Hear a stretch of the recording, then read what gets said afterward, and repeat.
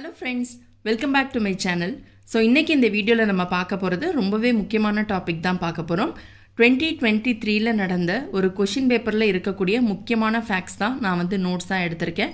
So டெஃபினட்டா இந்த video உங்க எல்லாருக்கும் ரொம்பவே யூஸ்ஃபுல்லா இருக்கும்னு நினைக்கிறேன். நம்ம எல்லாருக்குமே தெரியும் group 4 call for பண்ணிட்டாங்க. டெஃபினட்டா எல்லாரும் அப்ளை பண்ணிருப்பீங்கன்னு நினைக்கிறேன்.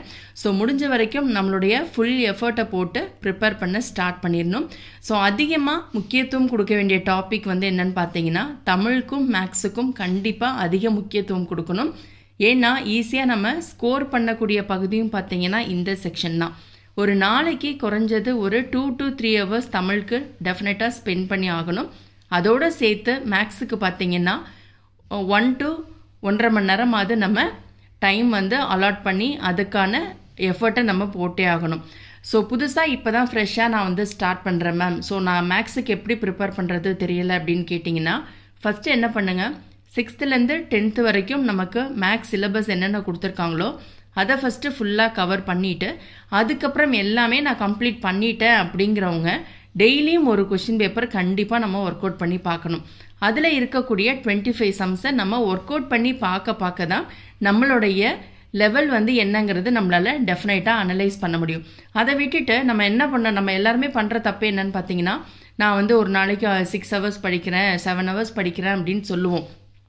பட் நம்ம பண்ணுற மிஸ்டேக் என்னன்னு பார்த்தீங்கன்னா கொஷின் பேப்பர் சால்வ் பண்ணி பார்க்க மாட்டோம். நம்ம எந்த அளவுக்கு கொஷின் பேப்பர் ஒர்க் அவுட் பண்ணி பார்க்குறோமோ அப்போ தான் நம்மளுடைய லெவல் என்னன்னு தெரியும்.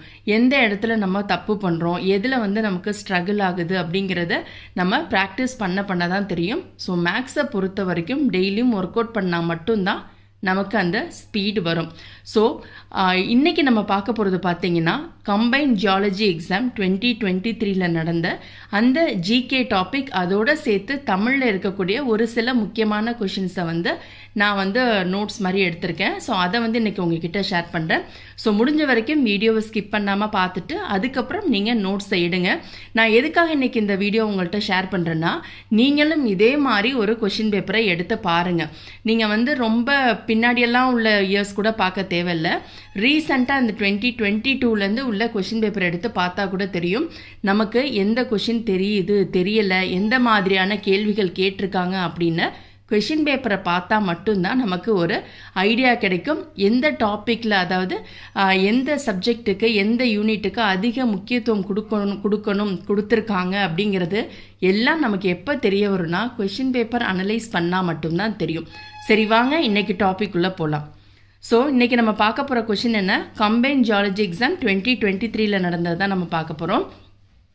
ஸோ ஃபர்ஸ்ட் ஒன் வந்து தமிழ்நாடு டூரிசம் டெவலப்மெண்ட் கார்பரேஷன் தொடங்கப்பட்ட ஆண்டு 1971.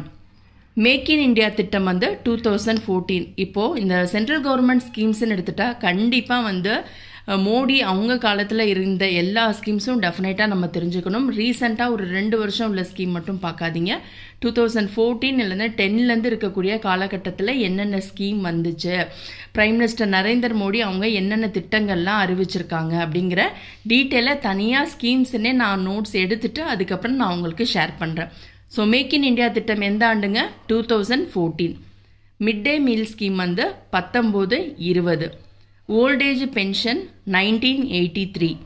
கம்யூனல் ரெப்ரசன்டேஷன் தமிழில் வந்து வகுப்புவாத பிரதிநிதித்துவம் அப்படின்னு சொல்கிறாங்க, ஆண்டு வந்து 1921.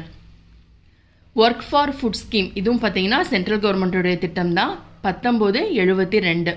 இத்திட்டம் மூலம் ஆண்டிற்கு 10,000 டன் கோதுமையும் 60,000 டன் அரிசியும் ஸ்கீமில் இருக்குது அப்படின்னு சொல்லியிருக்காங்க. ஸோ அடுத்ததாக பார்த்தீங்கன்னா NADA இதோட ஃபுல் எக்ஸ்பான்ஷன் வந்து நேஷ்னல் ஆன்டி டூப்பிங் ஏஜென்சி கொண்டு வரப்பட்ட ஆண்டு 2009.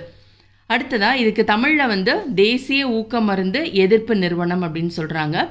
அடுத்ததாக அஸ்வமேத யாகம் மற்றும் தங்க நாணயங்கள், தங்க நாணயத்தில் என்னென்ன உருவங்கள் பொறித்திருந்திருக்காங்க அப்படின்னு பார்த்தீங்கன்னா லக்ஷ்மி மற்றும் கங்கையின் உருவம் பொறிக்கப்பட்ட நாணயங்களை யார் வெளியிட்டார் அப்படின்னு கேட்டிருக்காங்க. ஸோ அதற்கு ஆன்சர் வந்து சமுத்திரகுப்தர். கண்டிப்பாக வந்து ஹிஸ்ட்ரியில் பார்த்தீங்கன்னா இந்த நாணயங்கள் தொடர்பாக ஒரு கொஷின் டெஃபினட்டாக வந்துடுது. ஸோ அடுத்ததாக குற்றம் பார்க்கின் சுற்றமில்லை கொன்றை வேந்தன். ஓகேவா, இப்போது ஃபஸ்ட்டு நான் வந்து உங்களுக்கு ஷேர் பண்ணது எல்லாமே ஜிகே டாபிக் தான்.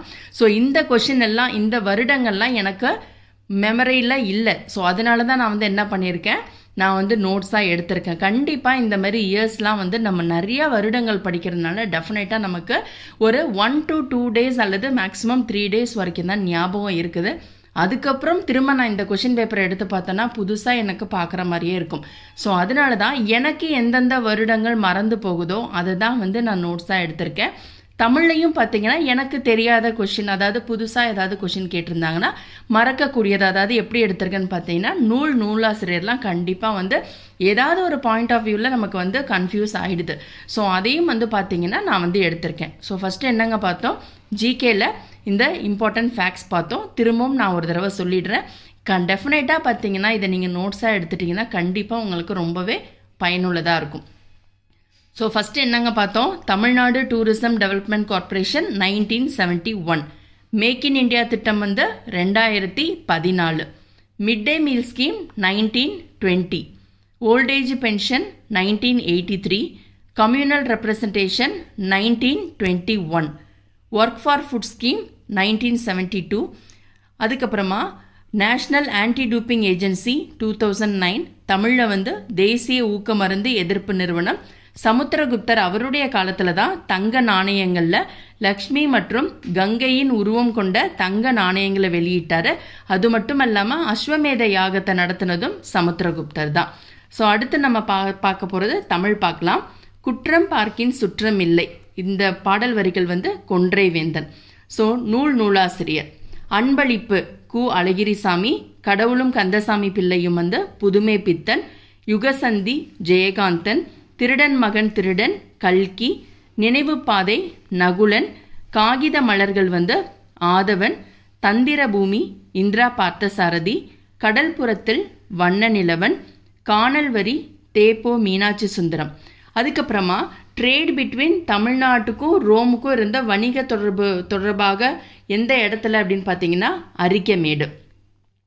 ஸோ அடுத்து புறநானூற்றில் எந்தெந்த திணை பாடல்கள் இல்லை அப்படிங்கிற மாதிரி கொஸ்டின் கேட்டிருந்தாங்க. அதில் ஆப்ஷன் என்னென்ன கொடுத்துருந்தாங்கன்னா பாடான், காஞ்சி, வாகை, உளிங்கை திணை கொடுத்துருந்தாங்க. அவங்க கேட்டிருந்த கொஸ்டின் என்ன, புறநானூற்று பாடல்கள் இடம்பெற்ற திணைகள், அதாவது இடம்பெறாத திணைகள் அப்படின்னு கேட்டிருந்தாங்க. ஸோ எனக்கு வந்து இதுக்கு வந்து டிஃப்ரெண்ட்டாக தெரிஞ்சுது, எனக்கு ஆன்சர் தெரியல, அதனால இந்த கொஸ்டினை வந்து நான் நோட் பண்ணிட்டேன். ஸோ அப்போ புறநானூற்று பாடல்களில் உள்ள திணைகள் எதுன்னு பார்த்தீங்கன்னா பாடான் திணை, காஞ்சி திணை, வாகை திணை. இந்த புறநானூற்று பாடலில் இடம்பெறாத திணை அப்படின்னா உளிங்கை திணை தான். ஸோ அடுத்ததான் சூரியனில் அதிகம் உள்ள வாயு அப்படின்னு எடுத்துட்டோன்னா hydrogen. Integrated child development scheme எதுக்குன்னு பார்த்தீங்கன்னா to improve the nutritional and health status up to 0லேருந்து 6 வயது வரை உள்ள குழந்தைகளுக்காக கொண்டு வரப்பட்டதான் இந்த இன்டகிரேட்டட் சைல்டு டெவலப்மெண்ட் ஸ்கீம். ஓகேவா, திரும்பவும் ஒரு தடவை இந்த தமிழ் மட்டும் பார்த்துடலாமா. குற்றம் பார்க்கின் சுற்றம் இல்லை அப்படிங்கிறது கொன்றை வேந்தன். அன்பளிப்பு அப்படிங்கிற நூலுடைய ஆசிரியர் யாருங்க, கு. அழகிரிசாமி. கடவுளும் கந்தசாமி பிள்ளையும் புதுமை பித்தன். யுகசந்தி ஜெயகாந்தன். திருடன் மகன் திருடன் கல்கி. நினைவு பாதை நகுலன். காகித மலர்கள் ஆதவன். தந்திரபூமி இந்திரா பார்த்தசாரதி. கடல்புறத்தில் வண்ண நிலவன். காணல் வரி தேப்போ மீனாட்சி சுந்தரம். அதாவது ட்ரேட் பிட்வீன் தமிழ்நாட்டுக்கும் ரோமுக்கும் இருந்த வணிக தொடர்பு எங்கன்னு பார்த்தீங்கன்னா அரிக்கமேடு. அதில் கிடைத்திருக்க சான்றுகளை வச்சு சொல்கிறாங்க. ஸோ புறநானூற்றில் என்னென்ன திணை பாடல்கள் இடம் பெற்றிருக்குது, பாடான், காஞ்சி, வாகை. புறநானூற்றில் இடம்பெறாத திணை எது, உளிங்கை திணை. அதோட சூரியனில் அதிகம் உள்ள வாயு எது, hydrogen. Integrated child development scheme எதுக்குங்க, to improve the nutritional and health status up to 6 years. ஓகேவா, இந்த கொஷின் தான் வந்து எனக்கு கொஞ்சம் கஷ்டமாக ஃபீல் பண்ண கொஷின். ஸோ அதனால தான் வந்து நான் இதை நோட்ஸாக எடுத்திருக்கேன். ஸோ டெஃபினட்டாக இதே மாதிரி இனி வரக்கூடிய நாட்களில் நான் வந்து கொஷின் பேப்பர் அனலைஸ் பண்ணி அதில் என்னென்ன வருடங்கள் வருது, ஏதாவது புதுசாக, அதாவது எனக்கு தெரியாத கொஷின்ஸு கொஞ்சம் டிஃப்ரெண்ட்டாக இருந்துச்சுன்னா அதை வந்து நான் நோட்ஸாக எடுத்து கண்டிப்பாக உங்களுக்கு ஷேர் பண்ணுறேன். ஸோ டெஃபினட்டாக இந்த வீடியோ உங்கள் எல்லாருக்கும் பிடிச்சிருக்குன்னு நினைக்கிறேன். பிடிச்சிருந்தால் லைக் பண்ணுங்கள், ஷேர் பண்ணுங்கள், கமெண்ட் பண்ணுங்கள், மறக்காமல் சப்ஸ்கிரைப் பண்ணுங்கள். Thank you so much.